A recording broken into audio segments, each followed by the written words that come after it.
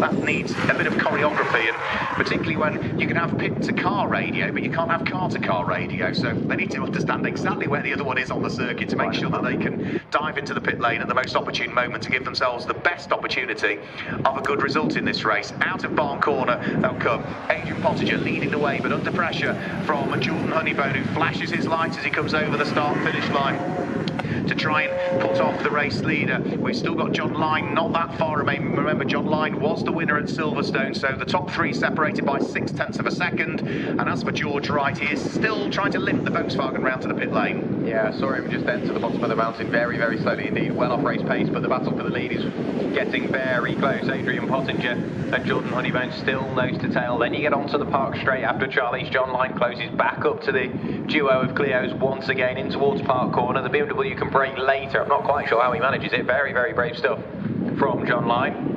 And then the battle for what is now fourth place is getting closer. Sam McKee and Kevin Sterling nose to tail. Kevin Sterling had a little look to the inside towards park corner. I think he's just going to sit in the wheel tracks for the moment. But like you say, the pit stop between Adrian Pottinger and Charlie Polker's got to be bang on. There's not too much of a pace difference between the pair of them, so you can't exactly wait until you come round and lap the other car and both pits at the same time, especially with the pit window now being open.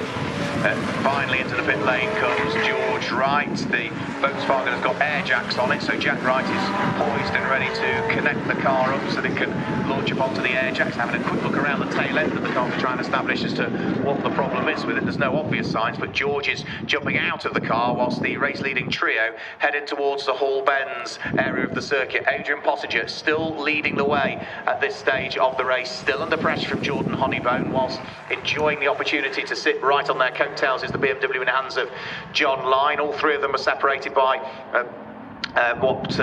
just over a second last time through, and this time as they come over the start-finish line, it is still Renault from BMW. The gap is down to just 0.8 of a second between all three of them this time through. The pit window, by the way, is now open as well. Yep, so a real critical point in the race, because it's not only what you do on circuit, it's what you do in the pit lane that can massively alter your race aspirations. An extra second in the pit lane can mean when you retake to the circuit, you're an extra second behind the car you've been battling, but the three for the lead still nose to tail. It's still Adrian Pottinger leading the way ahead of Jordan Honeybone, ahead of John Lyne. John Lyne really closing up on the two cars up the road, and it looks like he might have had a little bit of a moment on the brakes, just trying to outbrake Jordan Honeybone. He still remains in third place for the moment. I'll keep saying for the moment because nothing is ever really settled until sort of after the pit lane, after all of the cars have pitted, and that's when you can decide sort of whereabouts the race will end up. But the two Clios still nose to tail. Jordan Honeybone a little look to the inside on the run up towards Mansfield, later on the brakes, a big lock up however. He does manage to get it slowed down as he jabs the brakes last minute, but it's still Adrian Pottinger leading the way. Jordan Honeybone, with that mistake, has dropped back into the clutches of John Lyne.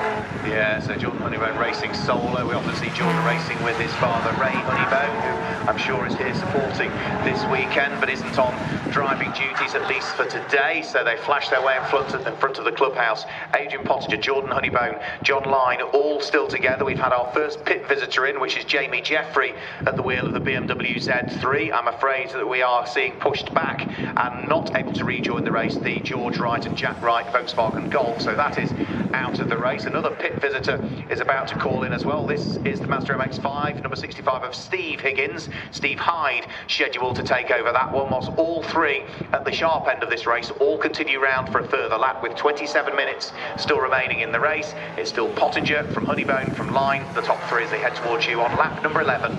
Yeah, and one thing that we have to mention as well is traffic.